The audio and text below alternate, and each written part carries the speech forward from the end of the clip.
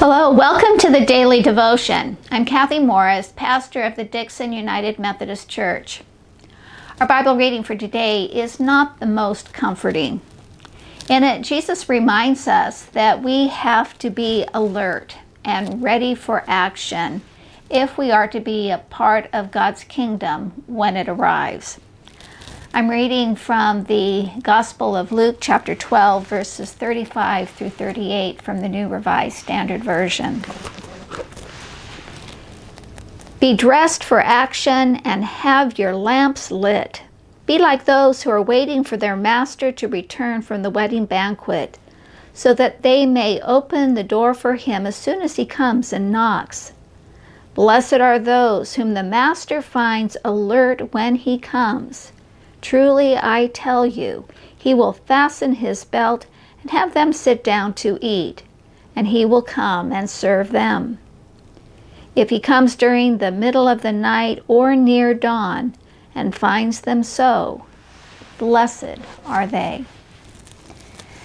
Be dressed and ready for action.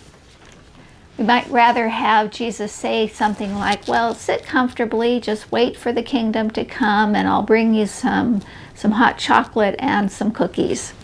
But no, we have to be dressed and ready for action. Charles de Foucauld lived between 1858 and 1910. He is described as an active contemplative. He was born into an aristocratic family in Strasbourg, France. He got into trouble both in school and in the army. In fact, he was discharged from the army for scandalous behavior.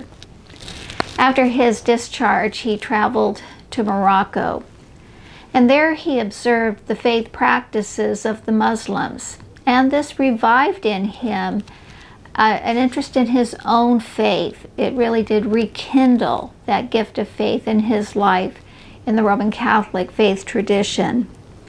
He made a pilgrimage to the Holy Land and tried living in a Trappist monastery in Syria. It was there that he had an insight that Jesus had been a hard-working carpenter, a poor working man. And so Foucauld left the Trappists and joined the Poor Clares in Nazareth. And it was in Nazareth that he had a second insight. The insight that Nazareth could be anywhere and that servanthood can take on many forms. He dedicated his life to living amongst the poor of northern Africa. He was killed by Tuareg rebels. We hear Foucault's commitment to God in one of his prayers. My Father, I abandon myself into your hands. Do with me as you will. Whatever you do with me, I thank you.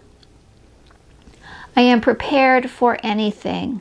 I accept everything, provided your will is fulfilled in me and in all creatures. I ask for nothing more, my God.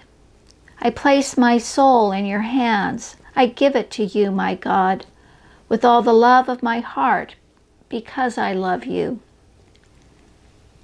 And for me, it is a necessity of love, the gift of myself, this placing of myself in your hands, in boundless confidence, because you are my Father. As a prayer exercise, hold both of your hands out in front of you. And as you do this, say as many times as you can, I abandon myself into your hands, O God. I abandon myself into your hands, O God.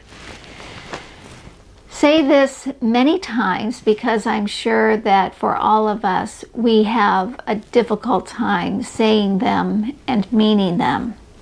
But just remember that God can take our half-hearted words and do something amazing with them.